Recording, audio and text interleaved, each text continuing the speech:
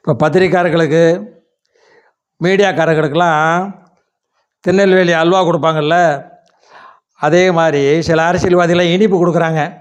உங்களால் தான் நாங்கள் பிரபலமாகிறோம், என்னை யாருன்னு எவனுக்கும் தெரியாது, நீங்கள் பேட்டி எடுத்து போட்டதுனால நிறையா பேர் என்னை கேள்வி கேட்குறாங்க.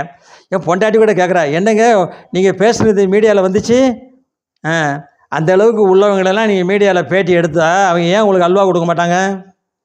இனிப்பு கொடுத்து நிகழ்ச்சியை தொடங்குறாங்க. அவங்களுக்கு தேவை கவரேஜ் பண்ணுறதா அவங்க தொழில்.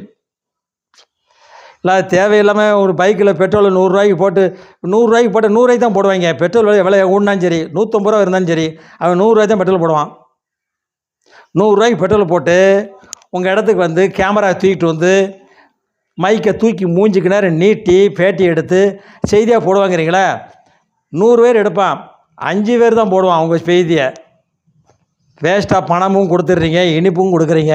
இந்த பத்திரிக்கை மீடியாவும் வாங்கிட்டு போகிறாங்க. நானும் பத்திரிக்காரன் தான் அப்படிம்பாங்க. பத்திரிக்காரங்களாம் இருங்க, வேசி ஊடகங்களாக இருந்தால் எல்லோரும் பேசுவாங்க, எல்லா கட்சிக்காரனும் பேசுவாங்க.